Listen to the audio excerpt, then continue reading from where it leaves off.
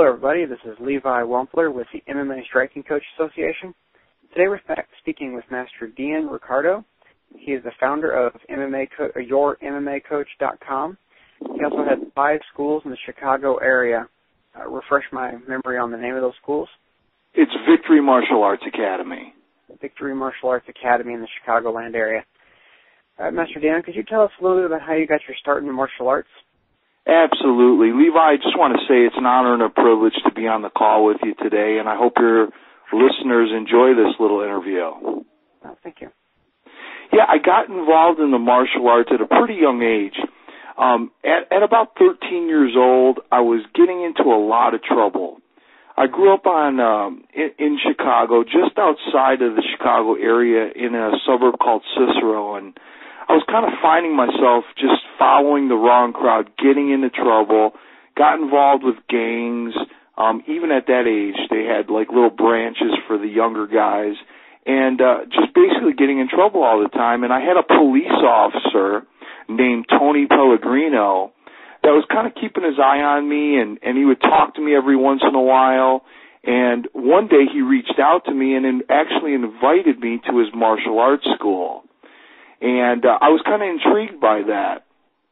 So I went home and thought about it a little bit and wound up actually going to his martial arts school. And when I walked in, Levi, it was just a whole different environment. And I was really attracted to it. I saw guys that were disciplined, that were focused, that showed each other respect. It was like the exact opposite of what I had been seeing on the corner and the role models that I had been looking up to in the gangs I was involved in. And it was something that I really admired, and I wanted to be a part of that. And I knew it from that day forward. So I went home and I begged my parents to get me involved in the martial arts school, and they agreed because they kind of wanted me to go in a different direction, being loving parents and all. And they enrolled me into the school. And I haven't stopped ever since, and that was probably about almost 30 years ago.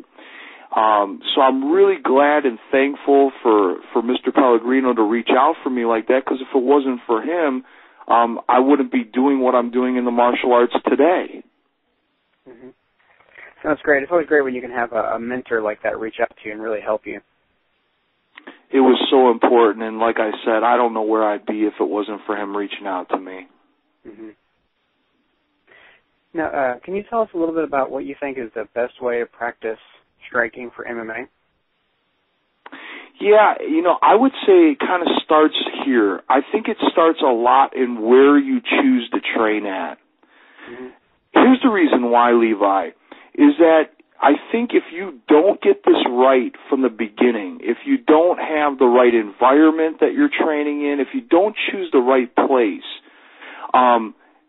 a lot of times guys will go into different gyms, and I've been in a lot of gyms over the years. I've traveled to Japan to train at pro MMA gyms, across the United States at different pro gyms, and there's different environments in the different gyms you go to. And one thing I notice is that if you're afraid of training, in other words, if there's always an intimidation factor, then it's going to affect your training.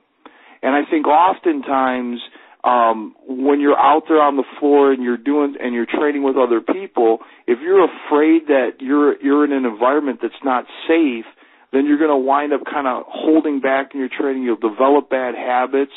And along with that, as you choose the right place to train, I think another factor in choosing that place is making sure that they're very strong on their fundamentals, and that they drive those home, and that they're not afraid to stick on basic things for an extended period of time. I think as sometimes instructors or coaches get caught in the dilemma that they want to continually keep their students interested, and in doing so, they skip over a lot of the basics, or they become afraid of sticking with something for an extended period of time.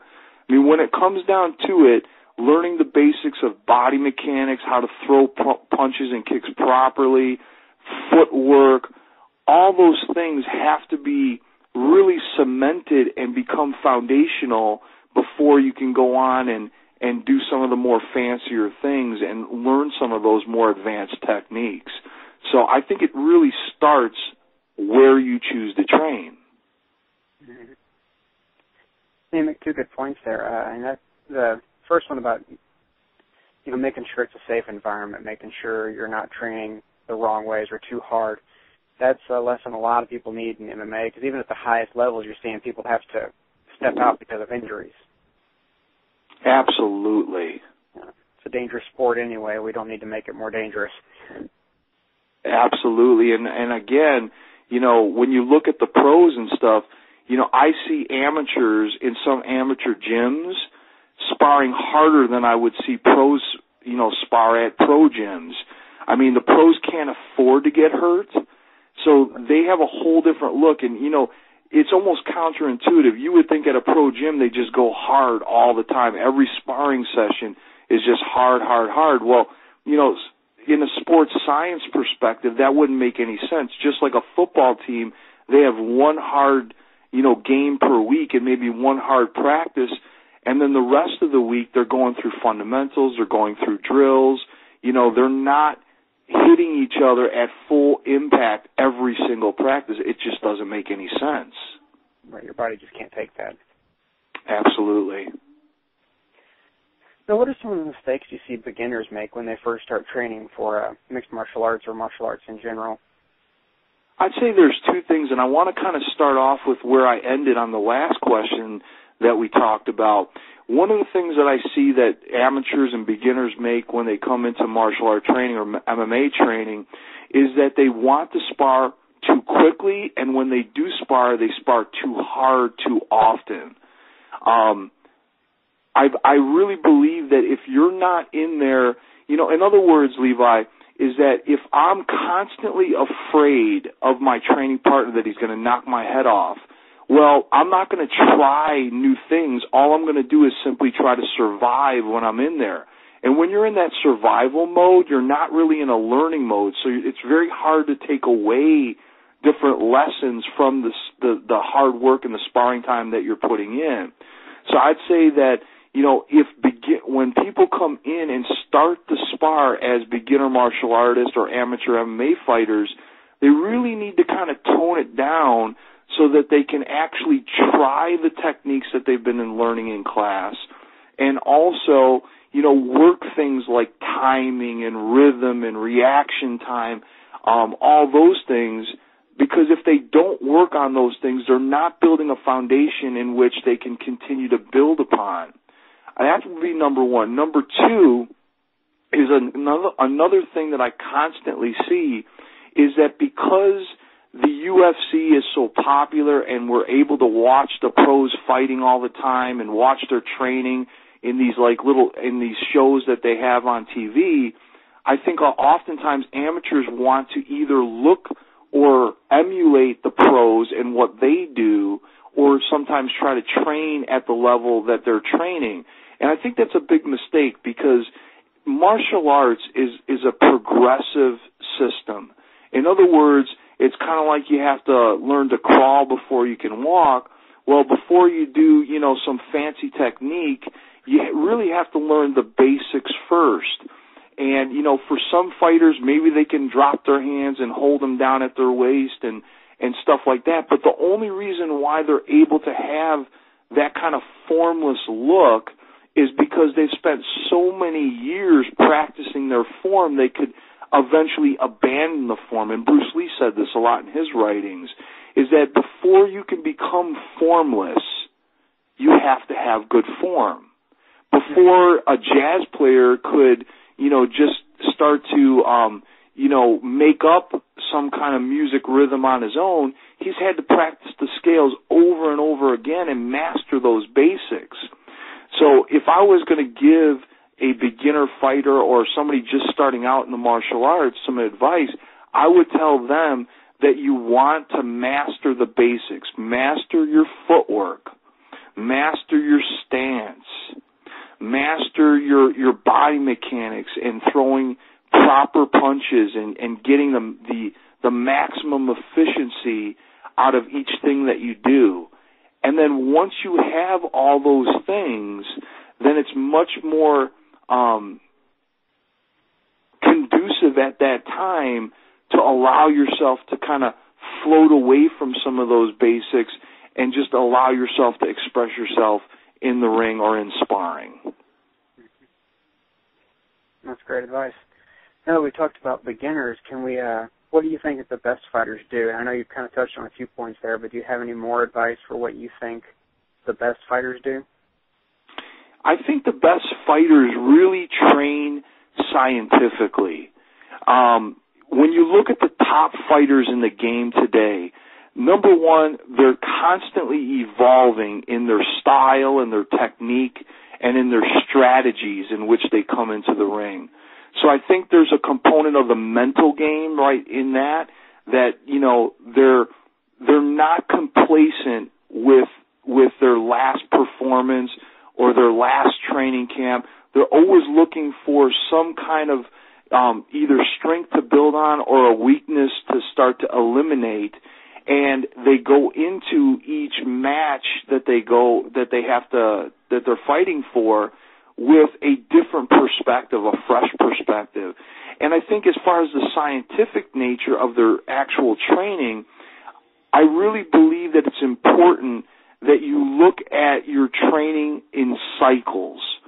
Tudor Bompa, he wrote a book called The Theory of Periodization, which is kind of the Bible of sports training and sports periodization. And what he basically said in a nutshell is that there's little microcycles within a bigger cycle, and the microcycles are developed to try to peak somebody out at a specific time or for a specific event. And the best fighters know how to do this in order for them to get to that peak event state. They understand that, you know, they have to start off with, you know, training their endurance level and their skills, and then move into more of a strength training phase. And all this happens within like an 8-week period. And then they apply that to their skills. One thing I like to talk to people about is at the beginning of a training cycle, you utilize high volume, which means that you're doing a lot in your training sessions. Your training sessions, you know, are longer. You're training at low frequency because you're doing a lot of work at each training session. So maybe a high volume training session would be 2 hours to 2.5 hours at a time. But the intensity of that 2.5 hours is kind of lower. You're not going full bore the whole time. And at that beginning start of that training camp, you're also going to have high duration, which means that you're going to, you know, train several times a week like that, but it's going to be, again, longer sessions, lower intensity. Now, as that cycle gets closer to the event, you're going to switch those things around. Now the training sessions are going to go higher intensity, meaning that you're going to exert yourself at almost 90 to 100% in every training session. But the actual volume of each training session is going to be much lower. It might only be, you know, 30 minutes. And the duration of that is going to be very high as well. You might train 3 times a day, but it's only going to be a 20 to 30-minute session. So at the end of the training cycle, you're going low volume, high duration, high intensity. So it's not uncommon that a pro fighter, you know, a week or two out from his event, that he might train, you know, 3 times in a day, each training session being 100%, but only doing that, you know, maybe, you know, a couple, you know, three training sessions a day, 5 days a week. Does that make sense, Levi? Yeah, no, you really got to lay your training out for where you're at in kind of, like you say, your fight camp as you're prepping for it. You can't be at a high intensity all the time, and you don't want to be at a low intensity either, so you got to kind of work it back and forth. So you build up and you let your body rest, and build up and let your body rest. Absolutely. That's super important, and the best pros know how to do that. Mm-hmm. That's great. Can you share with us some of your favorite training materials or resources? I know you mentioned the periodization book. Is there anything else you feel all fighters should know about? Yeah, and let me kind of take a different angle on this, and then I'll try to get to the heart of that question. I think one of the things that, if you're looking to get an edge, and that's what most of us are doing when they're looking for different resources and books and things of that nature, I think that anybody that's involved in striking or MMA needs to be doing some of the basic solo training. In other words, on your own, outside of class, outside of sparring time. You need to own a jump rope. You need to be jumping rope. It's going to increase your footwork. It's going to give you the ability to be up on your toes for a long period of time. It gives you that mobility. So you definitely have to be jumping rope. I think that a heavy bag is an excellent solo training tool, and I think that everybody that trains should have a heavy bag, because I cannot tell you how many times, I've been training martial arts for almost 30 years, and I went out there last week, or I actually went out there this week on Tuesday, Levi, and I was hitting the heavy bag, and after doing it for all these years, I'm still finding new things. So not only am I getting a workout, but actually as I'm hitting the heavy bag, I'm learning new things. I'm seeing different things. So a heavy bag is a great tool, not only for punching power, but just for having insights and revelations on your actual training as well. So I would say a heavy bag is another piece of equipment that you would want to have.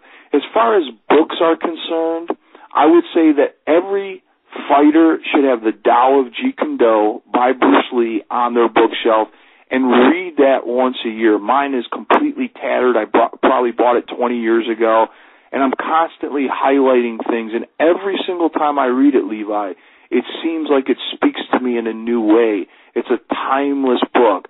It talks about strategy. It talks about training. It talks about the fighter's attributes or qualities. And if you were to get that book today, the first thing I would tell you to do is look for the 5 ways of attack in that book, which was Bruce Lee's interpretation of Sun Tzu's Art of War, and he kind of boiled it down for fighting. And then I would look at the chapter on qualities or attributes. Those are, the things like rhythm and coordination and strength, the different things that fuel the fighter's style, that makes him athletic, his athletic qualities. Those sound like some great things. I know I have a Tao of Jeet Kune Do myself. It's a great book to, like you say, you're always flipping through it. You always find something new. Most definitely. Yeah. What would you say is the best advice any of your mentors ever gave you? And it can be about anything, business, life, just the thing that you think stands out the most that everybody should know. Yeah, I've given this question a lot of thought. There's 2 things I think that are super important. Number one is always stay a student and allow yourself to learn. I think one of the most important things a student can do, a student of the mixed martial arts, a student of martial arts, is to continually ask themselves questions and journal those things, because information unretrievable is unusable. In other words, if you're a student of the martial arts, you should have a training journal. At the end of every training session, you should be asking yourself some questions, documenting the answers, and then reading that training journal before you go into your next training session. I mean, if you really want to talk about what kind of separates the men from the boys and the pros from the amateurs, it's little things like this. If you document what you've learned from your last training session, that's a good habit. But if you document what you learned in your last training session and you read that before your next one and try to bring what you learned, now you're implementing, and that really creates a more effective and efficient way to grow. You're not just trying to grow through a process of evolution or osmosis. You're actually making a predictable result because you have a system in place to help you to learn from every single training session that you go into. And the second thing, Levi, that a mentor showed me, and this mentor was Tony Pellegrino, my first martial art instructor. And this one's more for life and just your, you being on this planet. He showed me very early on, Levi, that every answer that you need, you'll find in the Word of God. And when he first told me that, I didn't understand it. In fact, I probably kind of, shoot away from that and thought he was just a Bible thumper. But as I went on and started to investigate it myself and got married, had children, ran businesses, traveled, I really started to understand that there is no problem that cannot be solved if you look in the Word of God. You'll find the answers there. That's good stuff. Now, I'm a big journaler myself. Done it a lot, but I never thought about going back and before getting that habit, before each one, really reading about your journal and seeing what you did good and bad last time. I do it like maybe once monthly. Yeah, I will tell you this is that, what we're looking, and you being a coach yourself, Levi, you know this, most of the time we don't grow in big increments. We grow in these small, like half percentage point increments. And if you do review what you learned in your last training session, then you're giving yourself a focus going into that training session. I think, going back to one of your previous questions, one big mistake that I see a lot of amateur MMA fighters or striking guys, one big mistake that they make is that they don't go into the class with a goal. There's no theme. There's no real focus. And because of that, all they're doing is really basically just putting time into the gym. And you will get good from just putting time in the gym, but you're going to exponentially cut on the learning curve and get better faster if you go into each training session with a focus, with a theme that you're trying to work on, and then documenting what you learn from that. It's a system of growth. Mm-hmm. That's great. That's good advice. All right, well, this has been Levi Wampler with the MMA Striking Coach Association. Today we've been speaking with Master Dion Riccardo of YourMMACoach.com. You can check him out there for more information. Thank you for speaking with us today. It's been an honor and a privilege. Thank you, Levi.